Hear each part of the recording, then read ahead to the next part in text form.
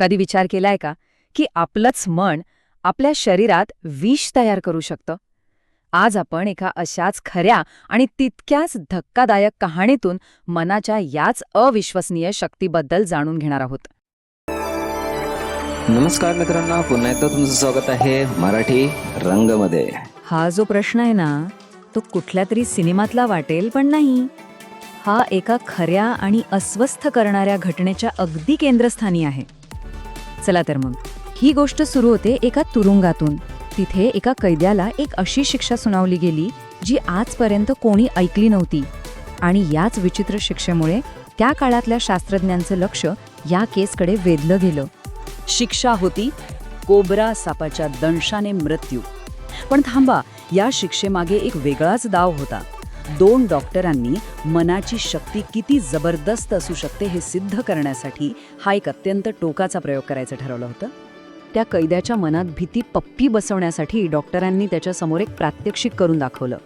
त्यांनी एका पिंजऱ्यातल्या उंदरासमोर तो कोब्रा साप सोडला आणि बिचारा कैदी हताश होऊन त्या उंदराचा तडफडून मृत्यू होताना बघत राहिला. आणि इथून सुरू झालं मृत्यूचं एक भयानक काउंटडाऊन.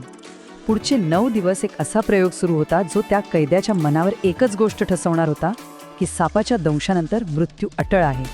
जरा विचार करा, त्या कैद्यावर रोज काय मानसिक दबाव टाकला जात असेल.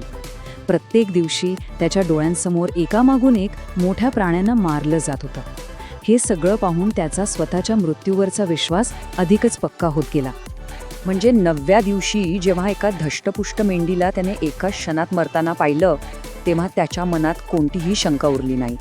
भीतीने त्याला अक्षरशः पोखरून टाकलं होतं. आणि मग तो शेवटचा 10वा दिवस उजाडला. चला पाहूया की या सगळ्या मानसिक खेळाची शेवट नेमका कसा झाला.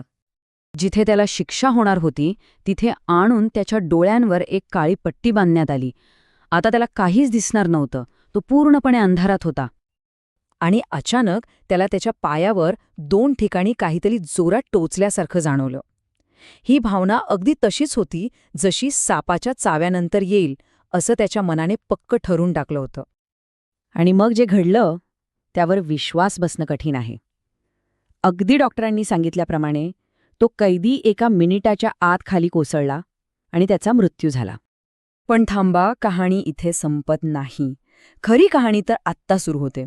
जेव्हा त्या कैद्याचं पोस्टमॉर्टम झालं तेव्हा एक असं सत्य समोर आलं ज्याने विज्ञानासमोरच एक मोठं प्रश्नचिन्ह उभं केलं.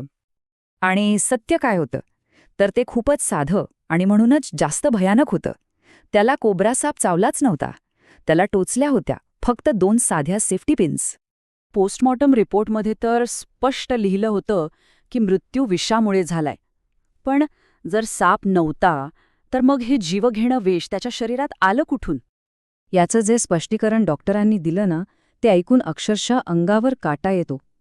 त्यांच्या मते त्या कैद्याच्या मनाचा विश्वास इतका पक्का झाला होता की त्याच्याच मनाने त्याच्याच शरीरात खरं न्यूरोटॉक्सिन तयार केलं. स्वतःच्या विश्वासाने तयार केलेलं विष.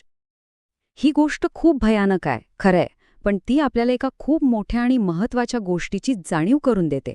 जर आपलं मन नकारात्मक विचारांनी विष तयार करू शकतं तर विचार करा, सकारात्मक विचारांनी ते काय काय करू शकतं. तीच मानसिक शक्ती जी जीव घेऊ शकते, तीच शक्ती आपल्याला मोठ्यात मोठ्या संकटांवर मात पण करू शकते. उदाहरणार्थ युवराज सिंग, ज्याने आपल्या इच्छाशक्तीच्या जोरावर कॅन्सरला हरवलं. किंवा डॉक्टर बाबासाहेब आंबेडकर, ज्यांनी सर्व अडचणींवर मात करून देशाचं भविष्य घडवलं. या कैद्याची कहाणी आपल्याला हेच शिकवते की आपलं मन एक दुधारी तलवार आहे. ते विषही बनवू शकतं आणि अमृतही. काय बनवायचं हे निवड आता फक्त आपल्या हातात आहे. व्हिडिओ आवडले असेल तर प्लीज लाईक करा आणि तुमच्या मित्रांसोबत शेअरही करा. चॅनलवर नवीन असल्यास सबस्क्राईब करून ठेवा आणि बेल आयकॉनही प्रेस करून ठेवा. तोपर्यंत जय हिंद, जय महाराष्ट्र.